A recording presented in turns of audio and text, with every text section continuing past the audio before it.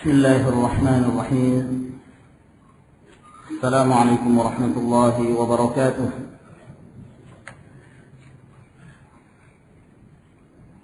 إن الحمد لله نحمده ونستعينه ونستغفره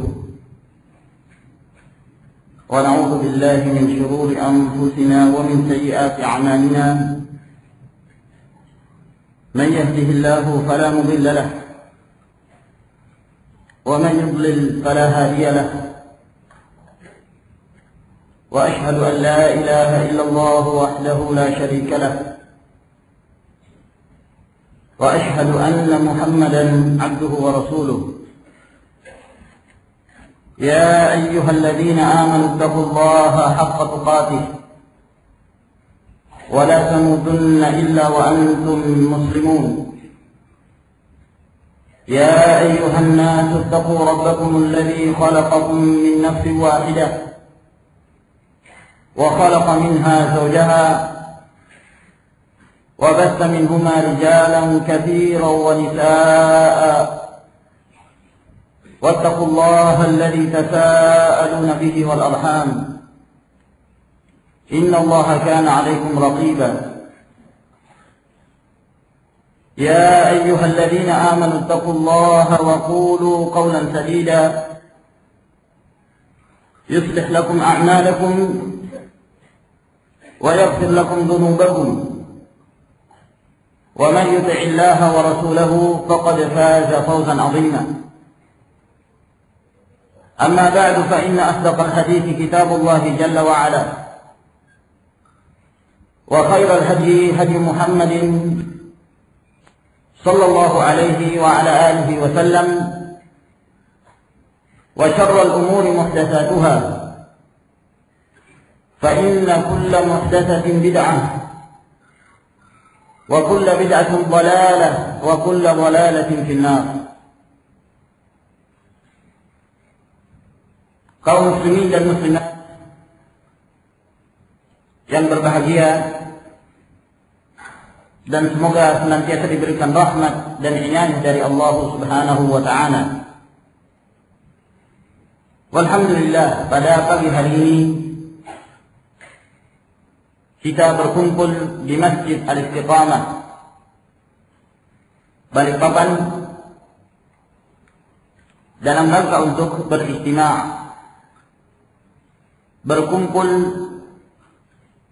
untuk menuntut ilmu, yang tentunya ini merupakan salah satu amalan yang diridai Allah Subhanahu wa ta'ala, merupakan salah satu cara pendekatan diri kepada Allah, merupakan satu jalan dari jalan-jalan yang akan memudahkan kaum muslimin agar mereka mendapatkan surga Allah Jalla wa'ala, di mana Allah Subhanahu wa ta'ala akan mengangkat derajat mereka, meninggikan kedudukan mereka di dunia wal akhirah. Yarfa'illahu alladhina amanu minkum walladhina utul ilma darajat. Allah mengangkat derajat orang-orang yang beriman di antara kalian dan orang-orang yang diberikan ilmu, diangkat lagi beberapa derajat oleh Allah Subhanahu wa ta'ala. Dan Allah Jalla wa'ala juga berfirman, narfa'u darajatin man nasha', kami mengangkat derajat orang-orang yang kami kehendaki. Al-Imam Malik rahimahullahu ta'ala tatkala beliau menafsirkan ayat ini, beliau mengatakan ay bil ilm, pengangkatan derajat manusia yaitu dengan ilmu. Semakin bertambah ilmu syar'i pada mereka, apabila mereka semakin memahami agama Allah, maka semakin tinggi pula kedudukan mereka di sisi Allah Jalla wa'ala. Dan di dalam hadis yang diriwayatkan oleh Imam Muslim dari hadis Abi Hurairah radhiyallahu ta'ala anhu, Nabi sallallahu alaihi wasallam mengatakan, man salaka tariqan yaltamisu fihi ilman sahhalallahu lahu bihi tariqan ila jannah. Barang siapa yang menempuh satu jalan dalam rangka untuk mendapatkan ilmu, maka Allah akan memberikan kemudahan baginya jalan menuju surganya. Dan dalam hadis yang diriwayatkan oleh Ibnu Abi Syaibah, demikian pula Ibnu Abdul Barr dalam kitabnya Jami' Bayanil Ilmi wa Fadlihi, dari hadis Amr bin Qais Al-Mula'i radhiyallahu taala anhu, Nabi sallallahu alaihi wasallam mengatakan, fadlul ilmi khairun min fadlil ibadah wa milafud din al-wara'. Keutamaan ilmu itu jauh lebih afdal, lebih utama dari keutamaan beribadah. Dan inti dari agama ini adalah sikap al-wara'. Dan banyak lagi nas-nas yang terdapat dalam Al-Quranul Karim dan dalam hadis-hadis Nabi sallallahu alaihi wasallam yang sahih yang menjelaskan tentang keutamaan ilmu. Sehingga datangnya kita ke majelis ini, hendaklah kita niatkan ikhlas hanya untuk Allah Subhanahu wa taala dan untuk mempelajari agamanya dan untuk mengangkat kejahilan pada diri kita, sehingga kita beribadah kepada Allah di atas bayyinah, di atas kejelasan, di atas tuntunan Allah Subhanahu wa taala dan Rasulnya sallallahu alaihi wasallam. Kaum muslimin dan muslimat rahimakumullah, sebagaimana yang telah kita ketahui bahwa majelis pada hari ini akan membahas satu permasalahan yang disebut dengan perkara mimma ta'ummu bihil balwa, perkara yang banyak menimpa orang, yang banyak menimpa manusia, terkhusus dari mereka kaum muslimin, di mana di antara mereka ada yang menjadikannya sebagai hobi mereka, dan di antara mereka ada yang menjadikannya sebagai mata pencaharian. Di antara mereka ada yang menjadikannya sebagai hiburan, dan yang lain dari tujuan-tujuan mereka. Yang kita maksudkan adalah hal-hal yang berkenaan tentang hukum, musik, lagu, demikian pula nasyid. Dalam keadaan banyak dari kaum muslimin yang terjatuh dalam perkara-perkara ini, dan disebabkan karena sudah menjadi kebiasaan mereka semenjak mereka lahir hingga mereka beranjak dewasa dan mungkin hingga mencapai usia lanjut, seakan-akan tidak seorang pun yang berbicara tentang hukumnya, dan tidak seorang pun yang berani untuk melakukan pengingkaran,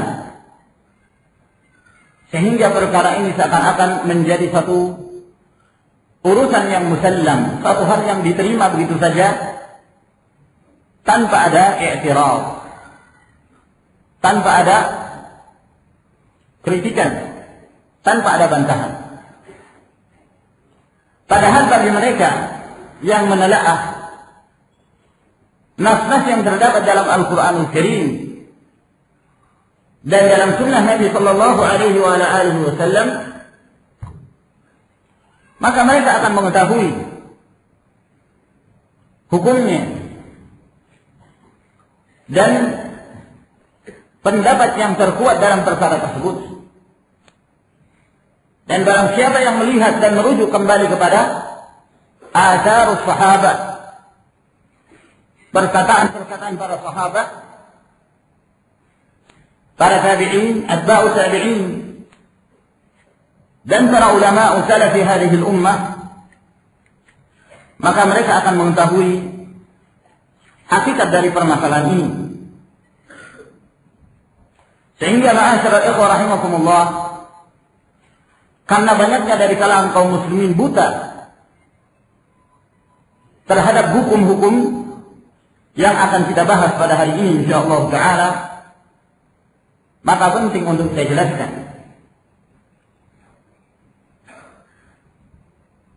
Apa itu hukum musik? Apa pula hukum lagu, baik yang disertai dengan musik ataukah lagu yang tanpa disertai dengan musik, atau yang disebut dengan lagu-lagu yang bersifat religius, atau yang disebut dengan an-nasyid. Ini apa hukumnya? Dan apa sesungguhnya mauqif dari para ulama dalam perkara-perkara ini? Hal ini sangat penting ma'asyiral ikhwah rahimakumullah, mengingat kejahilan dari kaum muslimin dan butanya mereka dalam perkara ini. Padahal barang siapa yang melihat pembahasan-pembahasan dalam Islam dari kitab-kitab para ulama, maka sungguh mereka mengetahui bahwa permasalahan ini telah dibahas jauh sebelumnya oleh para ulama terdahulu. Sebab ada sebagian yang mengatakan bahwa orang-orang yang menjelaskan atau yang membantah mereka yang membolehkan musik baru muncul pada zaman-zaman ini, tahun 80-an atau tahun 90-an. Ini dusta, tidak benar. Mereka yang mengharamkan atau menjelaskan tentang hukum dari musik ini telah dijelaskan oleh para ulama berdasarkan nas-nas dari kitabullah dan sunnah Rasulnya sallallahu alaihi wa ala alihi wasallam. Di sana banyak sekali risalah, baik yang disebutkan dalam satu kalangan khusus, seperti kitab yang berjudul Risalah fi As-Sama'i wal Raqs,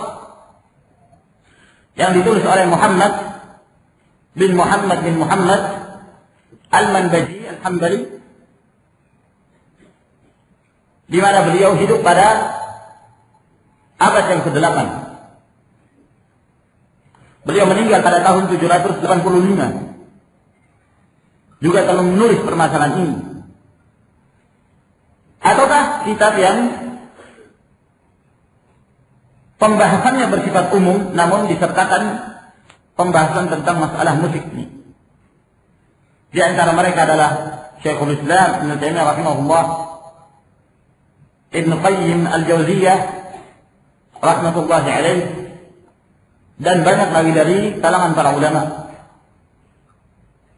Dan adapun pertemuan kita pada pagi hari ini, dan insyaallah taala mungkin akan kita sambung hingga sore hari, mungkin pagi hari ini sampai menjelang zuhur pada sesi yang pertama, kemudian kita lanjut ke yang kedua setelah salat al-asr hingga menjelang maghrib insyaallah taala. Tentunya untuk membahas secara menyeluruh dengan menukilkan seluruh dari pernyataan para ulama dalam permasalahan ini, tidak akan cukup waktu untuk membahas hal tersebut secara detail. Akan tetapi sebagaimana yang disebutkan, ma la yudraku kulluh la yutraku julluh. Apa yang tidak bisa dijangkau seluruhnya jangan sampai ditinggalkan seluruhnya. Apa yang bisa kita ambil dari kaidah, maka itulah yang kita dapatkan dan kita manfaatkan dan kita jadikan sebagai bekal kita, sebagai hujjah kita dalam beragama. Nah, ma'asyiral muslimin rahimakumullah, di sini saya sengaja membuat makalah yang insyaallah taala suatu saat nanti akan menjadi buku, karena di sini masih banyak kekurangan yang belum saya tambahkan, yang menjelaskan tentang permasalahan ini. Makalah ini saya beri judul Al-Qawlu Ar-Rasyid fi Hukmi Al-Ma'azib wal ghina wan nasyid. Perkataan yang membimbing dalam menjelaskan hukum musik, lagu dan nasyid. Dan sebenarnya saya hendak menerjemahkan makalah yang akan kita sampaikan, namun waktu dan kesempatan yang tidak mencukupi sehingga saya biarkan demikian keadaannya. Insyaallah taala suatu saat nanti akan kita terjemahkan dan kita terbitkan dalam bentuk buku, insyaallah taala. Sebelum kita menjelaskan tentang permasalahan ini, di sana ada beberapa kaidah yang penting agar kemudian kita dalam berpijak dan melihat permasalahan-permasalahan yang diperselisihkan di kalangan para ulama, kita sudah punya pijakan dan kita memiliki pedoman dalam melangkah dan menetapkan suatu keputusan. Dan seharusnya demikianlah sikap seorang muslim dalam beragama. Mereka punya usul. Mereka harus memiliki prinsip-prinsip dalam memahami Islam. Sebab kalau tidak, maka dia akan berubah-ubah keadaannya. Dan Islamnya akan menjadi Islam yang penuh dengan warna-warni. Ketika ada seorang yang menyampaikan, dia melihat orang ini bagus dalam penyampaiannya, pandai dalam berorasi, maka dia pun ikut. Mungkin ketika ada orang lain lagi yang lebih pandai lagi berorasi dan mengatur kata-katanya, maka dia akan ikut ke sana. Dan begitulah keadaan orang yang tidak punya pegangan. Setiap ada panggilan, maka dia ke sana. Adakah melihat mungkin banyak orang yang menghadiri majelisnya, maka dia ke sana dan mengikuti pendapatnya. Apakah yang seperti itu Islam? Sehingga orang yang tidak punya prinsip-prinsip dalam mempelajari Islam, maka dia akan menjadi kebingungan ketika dia bertemu dengan dua orang yang menyampaikan pendapat yang berbeda. Maka bingunglah dia. Dan dia tidak mampu merajihkan mana yang kuat dari kedua pendapat tersebut, disebabkan karena dia tidak punya pegangan, tidak memiliki al-usus, tidak memiliki landasan untuk berpijak di atasnya. Ketika ada seorang yang menyampaikan, contoh misalnya, ketika ada seorang yang berpendapat tentang haramnya nikah mut'ah dengan dalil-dalil dan hujjah-hujjah dia menyampaikan. Datang lagi seorang yang lain yang menyampaikan bahwa nikah mut'ah itu boleh-boleh saja. Buktinya dari kalangan para sahabat ada yang membolehkan. Maka dia pun menukil dari Abdullah bin Abbas. Dari kalangan tabi'in seperti Ibnu Jurayj dan yang lainnya. Lalu mereka pun menyampaikan apa yang mereka miliki dari hujjah. Orang yang tidak punya prinsip, maka dia pun akan bingung. Ada apa ini? Islam kok seperti ini? Ada yang mengatakan demikian, ada lagi yang berpendapat lain. Sehingga orang-orang yang seperti yang tidak punya pijakan, karena bingungnya dia, maka dia pun mungkin akan mengatakan semuanya boleh. Apa saja yang diamalkan oleh kaum muslimin semuanya benar. Apabila kita berselisih sudah kita saling memberikan uzur kepada saudara kita yang menyelisih kita. Tidak punya pijakan. Anda benar, ada kemungkinan salah. Saya benar, ada kemungkinan salah. Anda salah, ada kemungkinan benar. Dan begitulah terusnya. Segala sesuatu yang dianggap benar ada kemungkinan salah, dan yang salah dianggap ada kemungkinan benar. Sehingga orang yang seperti ini, maka dia akan condong kepada setiap ada orang yang mengajak kepadanya. Tidak punya pijakan, tidak punya landasan. Sehingga ma'asyiral ikhwah rahimakumullah, banyak sekali kita mendengarkan orang-orang yang berhujjah tentang bolehnya bermain musik, bolehnya bernyanyi dan bernasyid yang disebut dengan nasyid Islam, dengan berlandaskan sekian banyak alasan.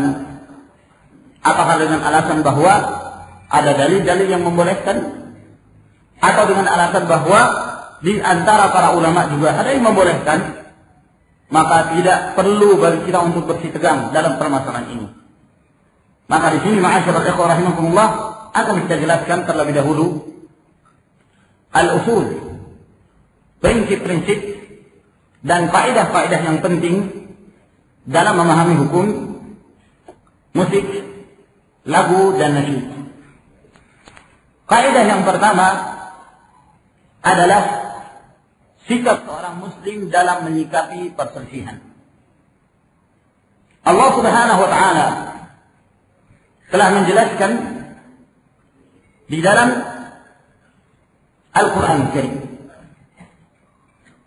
apa yang harus menjadi sikap seorang muslim apabila sampai kepada mereka suatu permasalahan yang diperselisihkan di antara mereka. Maka Allah Jalla wa Ala dalam surah An-Nisa ayat 59 menjelaskan kepada kita, Ya ayyuhalladzina amanu athi'u Allah wa athi'u ar-rasula wa ulil amri minkum. Fa in tanaza'tum fi syai'in farudduhu ila Allah war rasul. In kuntum tu'minuna billahi wal yawmil akhir dzalika khairun wa ahsanu ta'wila. Allah Subhanahu wa taala berfirman, wahai orang-orang beriman, taatlah kalian kepada Allah, taatlah kalian kepada Rasulnya, dan kepada ulil amri di antara kalian. Apabila kalian berselisih, maka Allah Subhanahu wa taala mengatakan, faruddu, kembalikanlah perselisihan kalian itu ilallahi war rasul. Kembalikanlah kepada Allah dan kepada Rasul. Apabila kalian benar-benar beriman kepada Allah dan hari akhir, yang itu adalah kebaikan dan yang paling baik akibatnya. Kembali kepada Allah dan Rasulnya adalah yang terbaik dan paling baik akibatnya. Kembali kepada Allah maksudnya kembali kepada Al-Quran Al-Karim, kembali kepada Rasulullah Sallallahu Alaihi Wasallam di saat beliau masih hidup. Adapun setelah beliau meninggal, maka kembali kepada sunnah-sunnah beliau, kembali kepada hadis-hadis beliau Sallallahu Alaihi Wasallam. Maka ayat Allah Jalla wa Ala ini adalah merupakan mizan bagi kita, timbangan dalam menyikapi setiap permasalahan-permasalahan yang diperselisihkan di kalangan para ulama.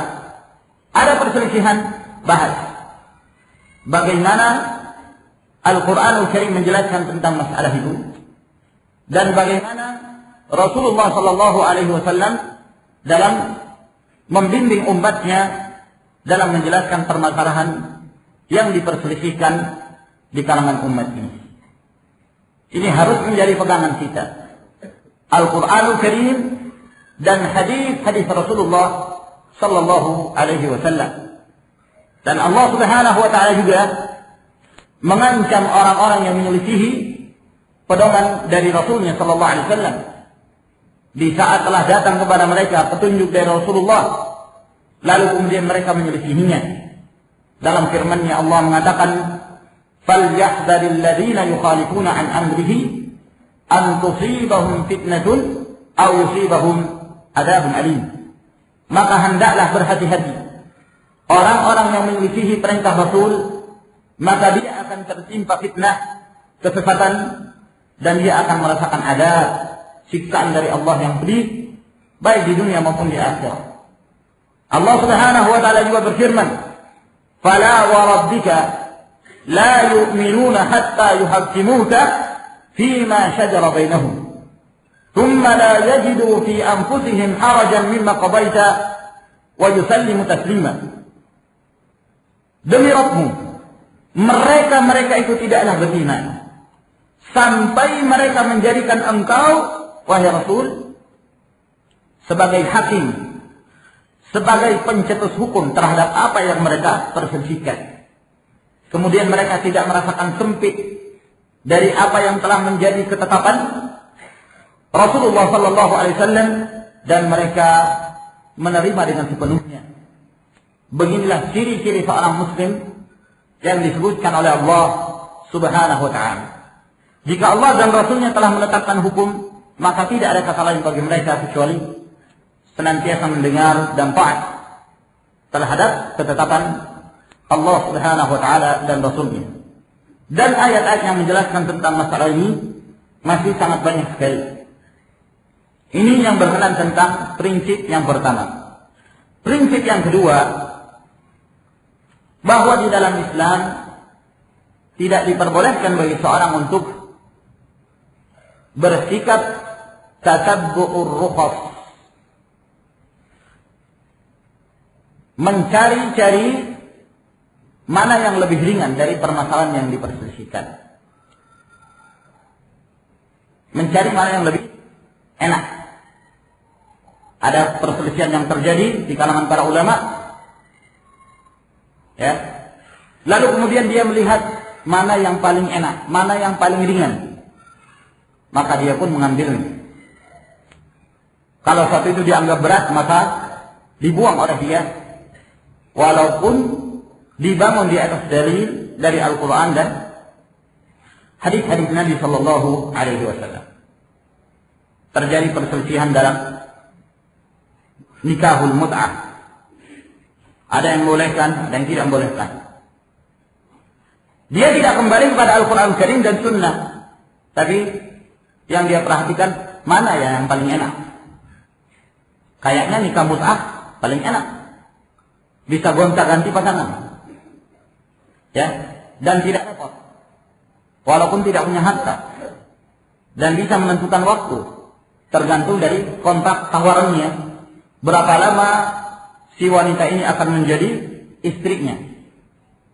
Ya, kalau dia mendatangi seorang wanita yang juga berpemahaman bolehnya nikah mut'ah, saya nikahi kamu. Kata wanita ini, berapa lama?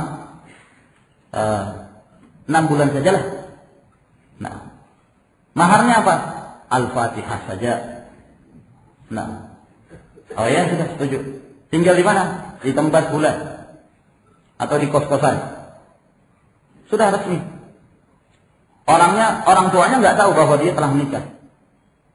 Orang tuanya nggak tahu bahwa dia sudah punya suami dan si laki-lakinya sudah punya istri. Tapi hanya dalam tempo 6 bulan atau hanya dalam tempo selama masa kuliah. Selesai kuliah, selesai pernikahan. Padahal dalil-dalil telah dijelaskan tentang keharamannya dalam banyak riwayat. Tapi dia melihat, kayaknya ini yang paling gampang, maka diambil. Terjadi khilaf, perselisihan dalam masalah musik. Ada yang membolehkan, ada yang mengharamkan. Kayaknya lebih santai deh kalau pakai yang membolehkan, lebih enak. Nah, lebih bisa refreshing kata mereka. Nah, bisa mendengarkan konsernya siapa saja, lagunya siapa saja. Itu lebih ringan. Ini tidak diperbolehkan dalam Islam. Bahkan disebutkan oleh Ibnu Abdul Barr dan Ibnu Hazm radhiyallahu aw rahimahumallahu taala, kesepakatan para ulama tentang tidak diperbolehkannya mencari-cari mana yang ringan dari perkara yang diperselisihkan. Ibnu Qayyim rahimahullah ta'ala juga menjelaskan tentang masalah ini. Kata beliau, wabil jumlah fala yajuzul amalu wal ifta'u fi dinillah bitasyahi wat takhayyuri wa muwafaqatil gharad. Kesimpulannya, kata beliau, tidak diperbolehkan beramal dan berfatwa di dalam agama Allah Subhanahu wa taala ini tergantung dari syahwat dan kecondongannya, atau memilih sendiri atau sesuai dengan hawanya, sesuai dengan tujuan dia. Fayatlubul qawla alladhi yuwafiqu qaradahu wa qarada man yuhabihi fayamalu bih. Lalu kemudian dia mengambil pendapat yang sesuai dengan tujuan dia dan tujuannya orang yang dia berbasa-basi dengannya, lalu dia pun mengamalkannya. Wa yufti bihi, dan berfatwa dengannya. Wa yahkumu bihi, dan berhukum dengannya. Wa yahkumu ala aduwihi wa yuftihi bididdi, sedangkan dia berfatwa dan menetapkan hukum terhadap lawannya dengan yang bertentangan dengannya. Sampai kata Ibnu Qayyim rahimahullah, wa hadza min afsaqil fusuq wa aqdaril kabair. Ini termasuk di antara perbuatan yang paling fasik dan perbuatan yang paling besar dosanya. Nah, maka tidak diperbolehkan. Yang wajib bagi kaum muslimin adalah kembali kepada Al-Qur'anul Karim dan sunnah Nabi sallallahu alaihi wasallam. Benar apa yang disebutkan oleh Abu Hanifah rahimahullah taala tatkala beliau mengatakan min qillati ilmi ar-rajul ay yuqallida dinahu ar-rijal. Di antara sedikitnya ilmu seseorang, rendahnya ilmu seseorang pada saat dia menjadikan agamanya ini taklid kepada orang-orang yang dianggap sebagai tokoh. Ini prinsip yang kedua. Prinsip yang ketiga, bahwa perselisihan itu bukan hujjah. Al-khilafu laisa hujjah. Dalam artian apa? Kita tidak boleh di saat terjadi permasalahan lalu kita berhujjah dengan alasan bahwa ini diperselisihkan oleh para ulama. Akan tetapi yang wajib ketika terjadi permasalahan atau ada perkara diperselisihkan, maka dia wajib untuk berhukum dengan dalil. Apa yang disebutkan oleh Allah, apa yang disebutkan oleh Rasulnya sallallahu alaihi wasallam. Dan apa yang menjadi fatwa serta ijma' dari para sahabat radhiyallahu ta'ala. Karena ini banyak yang dilakukan oleh sebagian kaum muslimin. Ketika kita menyampaikan suatu permasalahan, maka dia mengatakan, ya akhi, ini masalah yang diperselisihkan di kalangan para ulama. Maka tidak perlu kita bahas, tidak perlu kita cekap, karena masalah ini mukhtalif. Perlu diketahui ma'asyiral ikhwah rahimakumullah, di antara permasalahan-permasalahan yang diperselisihkan itu, ada yang bisa ditolerir dan ada yang tidak bisa ditolerir. Salah seorang penyair mengatakan, "Laisa kullu khilafin jaa'a mu'tabara illa khilafun lahu hazzun minan nadhari." Tidak semua perselisihan itu bisa dianggap kecuali perselisihan yang di sana ada sudut pandangnya. Ya, masing-masing punya arah pandangan dalil yang kuat. Bukan berusaha membela satu pendapat dengan mencomot-comot dalil walaupun meletakkan dalil tersebut tidak pada tempatnya. Nah, ini yang harus diperhatikan. Perselisihan terjadi di kalangan para ulama. Dan perlu kita ketahui bahwa di antara para ulama, di antara mereka ada yang jatuh dalam kesalahan. Karena yang namanya ulama, mereka tidaklah maksum, tidak terpelihara dari yang namanya khata. Kekeliruan, siapapun dia. Jangankan seperti Al-Imam Syafi'i atau seperti Al-Imam Malik, Imam Ahmad dan yang lainnya, orang yang terbaiknya umat ini setelah Nabi sallallahu alaihi wasallam, Abu Bakar As-Siddiq dan Umar Ibn Al-Khattab radhiyallahu taala anhuma, tidak terlepas dari yang namanya kesalahan. Bahkan Ibnu Abbas radhiyallahu taala anhuma, pada saat sebagian orang mengikuti pendapat Abu Bakar As-Siddiq dan Umar yang jelas-jelas mengikuti sabda Rasulullah sallallahu alaihi wasallam, maka beliau mengatakan, "Yushiku an tunazzala 'alaikum hijaratan minas sama', aqulu lakum qala Rasulullah wa taquluna qala Abu Bakr wa Umar." Hampir saja dijatuhkan kepada kalian batu-batu dari langit. Aku mengatakan pada kalian bersabda Rasulullah, kalian mengatakan berkata Abu Bakar dan berkata Umar.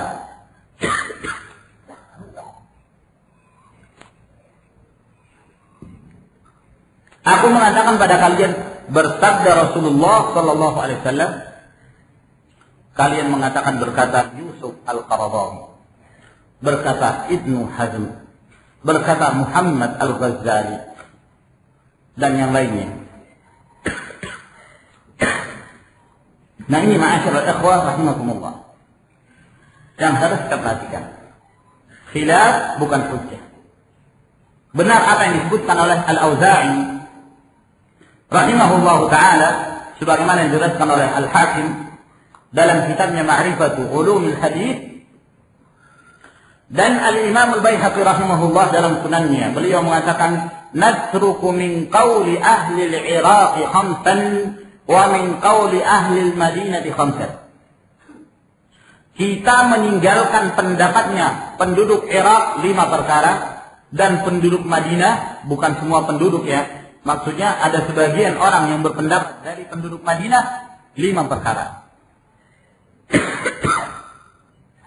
Min qawli ahli Irak, yang kita tinggalkan dari pendapatnya ahlul Irak, penduduk Irak, adalah mereka membolehkan meminum minuman yang memabukkan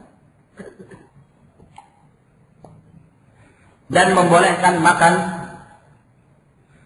di bulan Ramadan walaupun telah masuki fajar shadiq. Dan mereka mengatakan tidak ada sholat Jumat kecuali di 7 kota saja.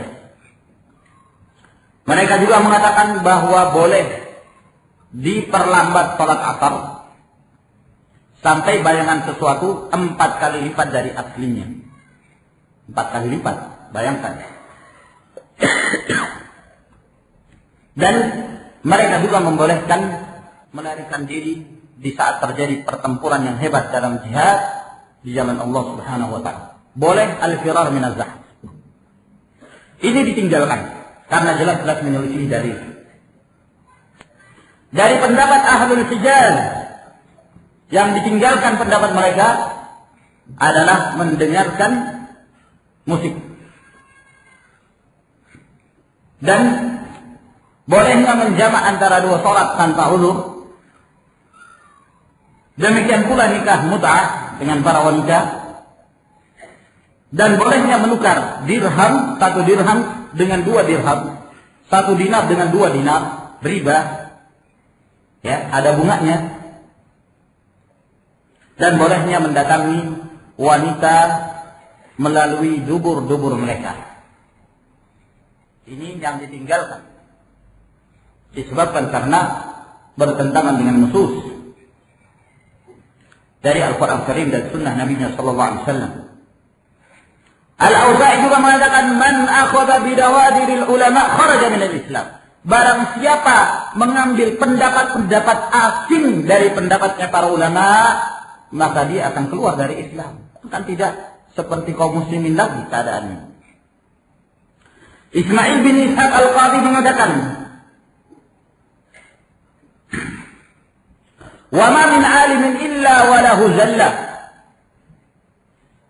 Wa man jama'a zalal al-ulama thumma akhadha biha dhahaba dinu.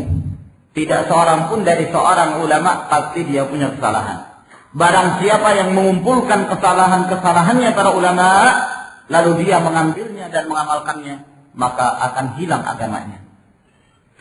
Sulaiman At-Taimi beliau juga mengatakan, "Lau akhadta bi rukhsati kulli 'alimin aw zallata kulli 'alim izdama'a fika syarru kullu." Apabila engkau mengambil setiap hal-hal yang ringan dari pendapatnya para ulama atau kekeliruannya para ulama, maka akan berkumpul seluruh kejelekan pada kamu.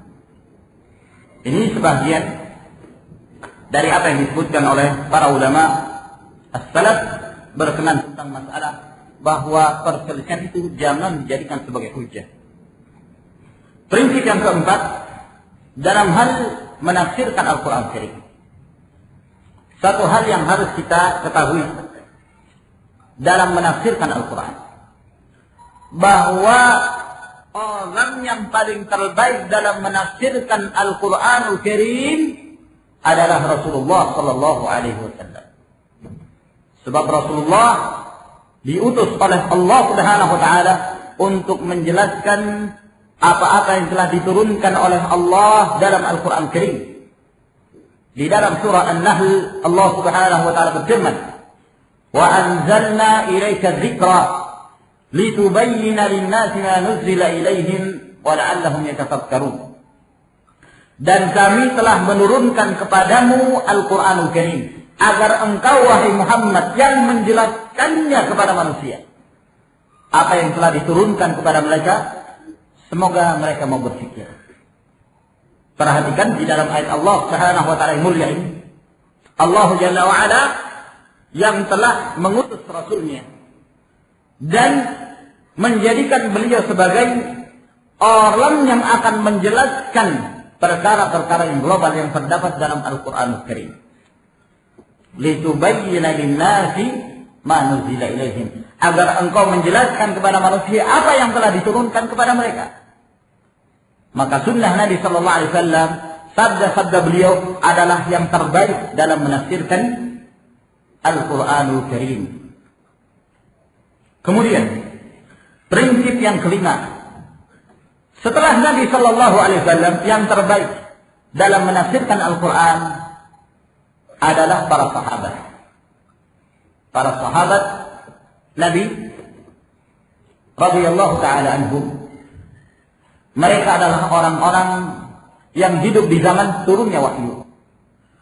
Mereka mengetahui kapan wahyu itu diturunkan dan di mana wahyu itu diturunkan, dan mereka mengetahui ayat Allah Subhanahu wa taala tersebut diterapkan dalam kejadian apa. Mereka sangat tahu betul.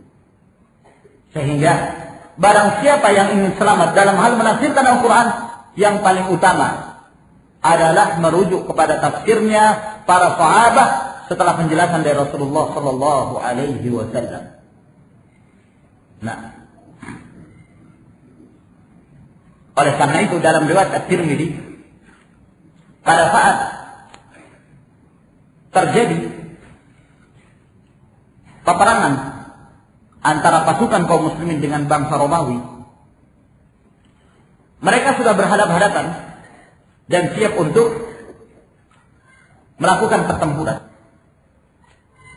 Sebelum pasukan dari kaum muslimin ini mereka maju serentak untuk menyerang pasukannya bangsa Romawi, tiba-tiba ada satu orang dari pasukan kaum muslimin ini yang tiba-tiba terlebih dahulu masuk ke barisan musuh, lalu kemudian dia berada di tengah-tengah musuh dan dia bertempur sendirian sampai dia meninggal. Ketika orang ini memasuki barisan musuh sendirian, maka ada sebagian orang mengatakan qad alqa biyadihi ila tahlukah, sungguh orang ini telah mencampakkan dirinya dalam kebinasaan. Ketika mendengarkan itu, Ayyub Al-Ansari, salah seorang dari sahabat Nabi sallallahu alaihi wasallam, mengatakan, sungguh kalian telah mentakwil ayat tersebut bukan pada penempatannya. Maksud beliau adalah ayat yang terdapat dalam suratul Baqarah, wala tulqu biaidikum ila tahlukah, jangan kalian mencampakkan diri kalian ke dalam kebinasaan. Nah, difahami oleh sebagian orang bahwa mencampakkan diri dalam kebinasaan ketika orang ini sendirian masuk ke barisan musuh, bertempur hingga meninggal. Maka kata Ayub, tidak benar, bukan itu. Kalian telah mentakwil, kalian telah menjelaskan Al-Quran bukan pada penjelasan yang sebenarnya. Ayat Allah Subhanahu wa ta'ala itu turun berkenan tentang kami orang-orang Ansar. Pada saat kami melihat kaum muslimin sudah semakin banyak pengikutnya, berbondong-bondongnya mereka masuk ke dalam Islam, lalu kemudian dalam pertempuran-pertempuran mereka selalu memenangkan, maka sebagian orang-orang Ansar berbisik antara satu dengan yang lainnya. Kata mereka, alangkah baiknya kalau kita pulang saja, kita meninggalkan jihad, karena tujuan kita adalah untuk mengurus rumah tangga kita yang sudah morat-marit. Kasihan keadaan keluarga, kita telah meninggalkan mereka. Mereka punya niat untuk meninggalkan jihad. Ketika mereka sedang berbisik-bisik, Allah Subhanahu wa ta'ala menurunkan firman-Nya, sebagai nasihat dan teguran terhadap mereka yang hendak meninggalkan jihad. Jadi kata beliau, yang dimaksud dengan mencampakkan diri dalam kebinasaan adalah pada saat seorang meninggalkan jihad di jalan Allah Subhanahu wa ta'ala. Lihat bagaimana para sahabat yang mereka betul-betul mengetahui di mana Al-Quran itu ditempatkan, di mana ayat-ayat tersebut harus ditempatkan pada posisinya. Nah ini ma'asyiral muslimin rahimakumullah, penafsiran sahabat adalah hujjah. Oleh karena itu disebutkan oleh Al-Imamul Hakim rahimahullah ta'ala bahwa tafsirnya para sahabat radhiyallahu ta'ala anhum dan tidak ada yang menyelisihinya dari sahabat yang lain, maka itu kedudukannya hadisun musnad, hadis yang memiliki hukum marfu sampai kepada Nabi sallallahu alaihi wasallam sebagaimana disebutkan oleh Imam Hakim. Prinsip yang berikutnya bahwa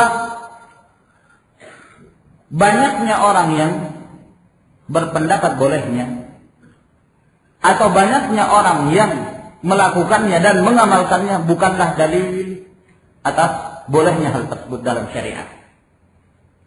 Al-kathrah laysat dalilan ala sihhati asy-syai'. Bahwa banyaknya orang yang berpendapat bolehnya, banyaknya orang yang mengamalkan bukanlah dalil bahwa hal tersebut diperbolehkan dalam syariat. Mungkin saja ada yang mengatakan bahwa masalah musik, lagu, nasyid, ini adalah sesuatu yang sudah diamalkan hampir seluruh kaum muslimin mengamalkannya. Orang-orang ini ya pengennya sebenarnya mereka menghindar untuk dibawa kepada dalil Al-Quran Al-Karim dan hadis-hadis Nabi Sallallahu Alaihi Wasallam dengan alasan kaum muslimin sudah mengamalkannya dalam keadaan tidak ada yang mengingkari. Mayoritas kaum muslimin sudah mengamalkan. Kita mengatakan mayoritas bukan dalil. Bahkan Allah Subhanahu wa ta'ala dalam banyak ayatnya dalam Al-Quran Karim mencela kaum mayoritas, mencela pengikut mayoritas. Wa in tuti' aktsara man fil ardi yudilluka an sabilillah.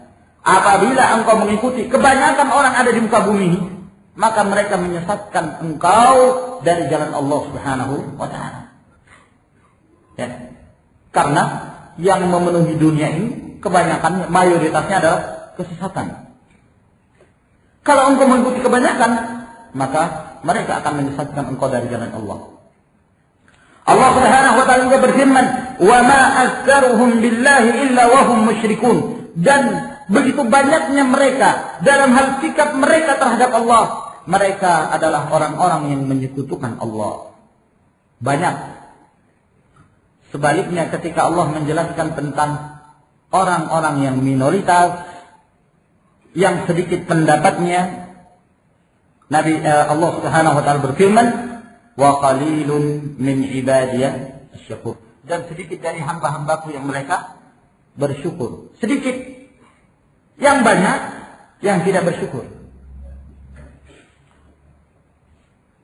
Pernah Nabi sallallahu alaihi wasallam menjelaskan dalam riwayat Bukhari dan Muslim dari hadis Ibnu Abbas, kata Nabi alaihi salatu wasallam, saya pernah diperlihatkan kaum-kaum. Fara'aitu an-nabiyya wa ma'ahu ar-rahtu wan-nabiyya wa ma'ahu ar-rajulu war-rajulan wan-nabiy wa laysa ma'ahu ahad. Sehingga pada waktu itu aku melihat ada seorang nabi, pengikutnya hanya segelintir orang, antara 3 sampai 10. Segelintir orang saja. Dan aku melihat ada seorang nabi yang pengikutnya 1 atau 2 orang. 1 atau 2 orang saja. Bayangkan, sedikit nih. Bahkan kata Rasulullah, aku melihat ada seorang nabi yang tidak punya pengikut sama sekali. Para ulama ketika menjelaskan hadis ini, di antara faedahnya di sini menunjukkan bahwa jangan kita melihat kepada banyaknya orang yang mengikuti lalu kemudian kita mengatakan itu benar. Sedikitnya orang yang mengikuti lalu kita mengatakan itu batil. Banyak dan sedikit bukanlah dijadikan sebagai timbangan dalam mengukur kebenaran dan kebatilan sesuatu. Kemudian prinsip yang berikutnya, dan mungkin ini adalah yang terakhir yang akan saya sebutkan sebelum kita masuk dalam pembahasan, bahwa perasaan al-atifiyah, al-wajib, bukanlah hujjah di dalam Islam. Ya. Bukanlah hujjah di dalam Islam. Karena ada sebagian mereka yang beralasan dengan perasaannya, maka dia membenarkan sesuatu. Misalnya, ada seorang yang mengamalkan wirid tertentu sebelum takbir dalam sholatnya. Dia mengatakan sebelum sholat, saya suka membaca ta'awudz dan basmalah. A'udzu billahi minasyaitonir rajim. Bismillahirrahmanirrahim. Usolli fardhu al-maghrib 3 raka'at lillahi ta'ala. Allahu akbar. Nah, ketika saya bertanya kepadanya, Pak, apakah ada ajaran dari Rasulullah SAW sebelum kita bertakbir itu kita mengucapkan ta'awudz, ya, membaca basmalah dan mengucapkan usolli? Maka dia mengatakan, ya, tapi saya kalau nggak pakai itu rasanya kurang enak. Ya, tapi kalau pakai itu, wah, enak betul rasanya, khusyuk dalam sholatnya. Nah, maka saya bilang kalau begitu sebaiknya ditambah lagi dengan ayat kursi, mungkin lebih khusyuk lagi. Tambah lagi surah Al-Baqarah, mungkin lebih khusyuk lagi. Akhirnya nggak sholat mungkin. Allahu musta'an. Dari mana itu? Ya, al-afis yang menggunakan perasaan untuk dijadikan sebagai dalil, untuk dijadikan sebagai hujjah. Orang-orang yang membolehkan musik, ya, mereka mengatakan, wah, saya mendengarkan musik ini, subhanallah, kalau musik sedih saya bisa menangis. Ya. Nah, apalagi kalau sampai disebut Allahu Akbar itu dengan beduk, dengan ya, dengan diselingi background musik yang bermacam-macam itu saya bisa menangis. Itu perasaan saya. Kalau hanya sekedar takbir saja, ya, ketika hari Id, Allahu Akbar, tanpa ada musiknya itu kayaknya kurang itu. Harus ada beduknya, harus ada macam-macamnya. Perasaan saya seperti itu. Pakai perasaan lagi. Nah, dari mana Rasulullah SAW pernah mengajarkan kepada kita berdalil dalam sesuatu dengan perasaan? Kalau seperti itu keadaannya, ya sudah. Biarkan orang-orang Nasara mereka merasa tenang dengan cara mereka beragama. Ya. Kenapa kalian mengikuti agama Nasara? Ya, saya merasa tenang dengan ini. Ya. Saya merasa tenang dengan Bapa yang ada di surga katanya. Nah, merasa tenang dengan orang Hindu begitu juga, orang Buddha begitu juga. Mereka merasa tenang dengan cara-cara apa itu? Yang botak kepala itu namanya Saudinya. Nah, biksu. Nah, dengan cara-cara biksu atau yang semisalnya. Mereka itu merasa tenang dengan cara mereka beribadah. Apakah itu dalil untuk bisa dijadikan sebagai hujjah? Tidak sama sekali. Kalau ini sudah jelas bagi kita, ma'asyiral muslimin rahimakumullah, maka saya kira sangat mudah bagi kita untuk memahami permasalahan ini. Maka di sini insyaallah taala akan kita bacakan, walaupun tidak mungkin saya akan membacakan seluruhnya yang terdapat dalam makalah ini, maka saya akan melangkah-langkahi apa yang penting menurut saya untuk saya bahas. Maka insyaallah taala kita memohon pertolongan dari Allah Subhanahu wa taala untuk menjelaskan hakikat dari permasalahan.